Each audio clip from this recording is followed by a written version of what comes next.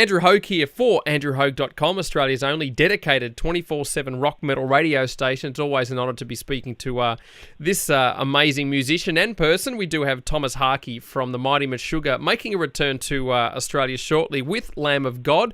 And it seemed like only yesterday they were in our backyard. But again, it's always great to have the band back to rip heads again. So let's say g'day to Thomas and see what the hell he's up to. G'day, Thomas. How you doing? Hey, Andrew. How's it going? Yeah, I'm doing pretty good, man, for sure. Good, and again, it is great that you are coming back to Australia. What is happening in the world of Tomas Haake and even MESHUGGAH as well? Well, right now we're just taking kind of a much-needed break. You know, we've done some summer festivals, and we have like a month off now before we come down under. So right now we're just chilling. In a couple of weeks, we'll start rehearsing again for that. So it's pretty easy going right now.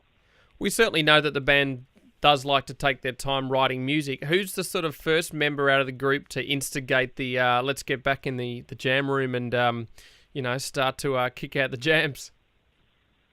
Well, I'd say that's more all of us, more than one person in particular. It's something we kind of decide. We try nowadays to have everything planned out. You know, we have usually we have like a year in advance plan, so we know pretty much what we're doing, what kind of tours we're doing, and so on. And we also kind of plan when to start writing for the next album. And actually, what we're doing now in the fall, we come down to you guys, and after that, we do like one festival in Europe, and then we do some dates in South America. And that's about it for this album, actually. After right around like New Year's or right before that, we'll start writing for the next album. It definitely is hard to believe the band's been around for, I guess, almost 25 years now or something like that, which is amazing how quick time flies. What do you think the key is for the longevity of the group, and also the fact that, you know, you've pretty much got majority of the remaining members intact, because we can see how quick the music business is today with bands that have been chewed up and spat out really quickly and not holding down a lineup. How does it work for you guys, and how do you think it has contributed to your long-lasting career and success? Well, you know, it's hard to kind of put the finger on, but I think to some degree we were just lucky, you know, to kind of find each other. You know, we were just the right kind of guys to make this work, and we never really have any drama. We never have had any drama in the band, or we feel pretty good, you know, with each other, and we're all good friends. And you meet a lot of bands, of course, like you said, that it doesn't work, you know, in the long run, and they're kind of too different, or they're kind of straining too much to go in different direction as a band, you know, and stuff like that. But we've somehow just managed to kind of keep ourselves focused, like, as far as what direction we want to take the band, and then what we want to do, and also how much we want to tour, and all those things that kind of come into play when you're a band that's actively touring, you know. Now, you and I have obviously spoken for many years about, you know, the band's career, and I've always mentioned to you about so many bands today really adopting the MESHUGGAH sound, and there's always different sort of offshoot genres that have the MESHUGGAH sound in their sound. How do you feel about that? Are you starting to feel like there is a bit of a saturation now, where you listen to some bands and go, yep, they sound like MESHUGGAH, they got the down-tuned thing happening? How do you guys sort of, you know, keep your ear to the ground with what's happening out there, but also just focus on writing MESHUGGAH music? Do you really care what other bands are doing and or adopting some of your heavy influence? I mean, to some degree, we don't really care, because we don't really have the time to care too much about those things. But I mean, it's also a cool thing that we have a lot of bands that kind of stem out of what we've been doing, and they kind of get inspired or influenced by our music. And whether that market is saturated or not, it's hard to tell, but it's definitely a lot of that going on, but not really. We still see ourselves definitely as kind of different from what most bands are attempting to do. And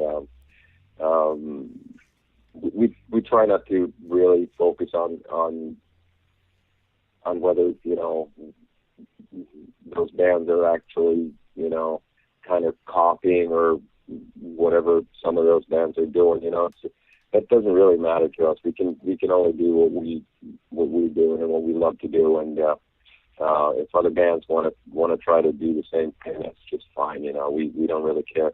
And if anything, we see it as a positive thing. You know. Have you guys got some ideas in the pipe works that we could, you could possibly shed some light on about where the future will be for Meshuggah musically? No, not really. I mean, even for ourselves, we that's one thing that we never plan on or discuss. Like we're going to do like this, or the next album should be more like that. You know, it's just something that has to kind of come naturally, and as we haven't really started writing yet, you know, so it's impossible to tell exactly how it's going to if it's going to be slightly, you know, different, to what direction that might be. You know, we have no idea at this time. It's if anything, you know, there's some leftovers from Koloss, you know, that we might, you know, reuse or try to make into something, but that doesn't necessarily mean that it's like Koloss, because there was a lot of different, not different styles of music, of course. You know, it all sounded like Meshuggah, but definitely kind of different takes on what we're doing. You know, and when we wrote and kind of compiled the Koloss album, we just kind of took stuff that kind of we felt belonged together, you know, on that album. So there's definitely a bunch of leftover stuff that we might use, but like I said, not necessarily sounding like the Koloss stuff, you know. Now let's talk a bit about the production and the sound quality of Meshuggah's music. You guys have always sort of, you know, pride yourselves on not just great songwriting, but also a good production. Now, something that I'm sure you're well aware of the last bunch of years, what sort of, I think, happening to music and somewhat destroying a little bit is this sort of loudness war that seems to be going around, where bands are just over compressing a lot of their music, that really gets to the point where it can just fatigue you after one or two listens, because it's, you know, that sort of in your face as far as its compression. What's your take on that sort of issue? That's a lot of people still don't know much about it, but I'm starting to see that's happening more and more with music, especially a lot of the music we receive here at the station, and it really sucks the dynamics out of a lot of the music we get. Do you guys have an opinion about that? Are you aware of all this sort of stuff? Oh yeah, I mean, definitely, and it's something that we kind of struggle with ourselves too, to kind of keep it at what's kind of the right amount of compression, even though I think personally Koloss is way too compressed, just like a lot of other things here nowadays. The production is really good on it, so we kind of get away with it, I guess. But I think definitely it's a weird trend, you know, to kind of take out the dynamics of the music like that, and there's so much that you lose compared to how you would master albums like in the 70s and 80s, where you left a lot of headroom and things were allowed to kind of stick out here and there, and it was allowed to kind of be taken down in volume and everything. And now it doesn't matter, you know, it doesn't matter if it's full on the whole band, or if it's it's a guitar, just a guitar playing, you know, it's still the same kind of loudness. It's just at the same volume, and that's really, it's a weird trend, you know. And even though we, to a big degree, we're kind of like that ourselves too. Once the album's out, it ends up being kind of like that. But that's something that we have different opinions of in the band as well, like how we should actually do that. Where I'm definitely more for the old school, you know, way of doing things and leaving a bit more headroom and stuff. And others in the band want it really kind of in your face the whole time. So it's a kind of a balance thing, but it's definitely, like you said, it's something that's really been going on now for a bunch of years, and just kind of getting worse and worse, and it's really stupid, actually. Do you think that people are starting to notice a bit more? Because we know music is so attainable today. Fans just rip, download, swap, whatever, and to a point where it's just, let me check it out, whatever, I'm done, give me the next album. It's almost discarded really, really quickly. Yeah, I guess, you know, maybe it's something like you said, you know, people want their music to be heard and be taken seriously, so they want the kind of sound that everyone else has, you know, and it's it's a shame though, because usually whenever if you have the kind of music that will be played on radio, they add their own compression to it, and sometimes it just makes the music completely unlistenable because you have that full on kind of compression on the album already, and then you hear it, on the radio. It just sounds, it just kind of destroys the music, I think. So I'm hoping the trend will change, and I think it probably will, but I think these kind of trends is something that kind of comes and goes in long waves, so if it's going to change to more of an old school approach, it's probably something that's going to happen over like 10 years or something. I don't know.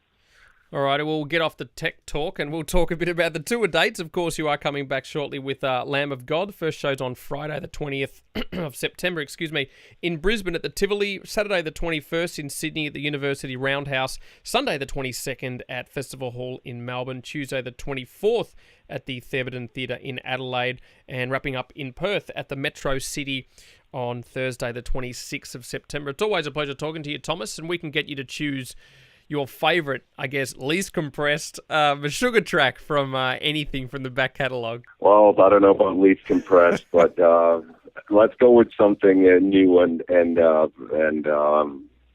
that means it will be quite compressed. One of my favorites off the new album is the first track, I Am Koloss, so let's do that one. Awesome. All right, let's check out some MESHUGGAH now on andrewhogue.com. Thanks, Thomas. Thank you, man.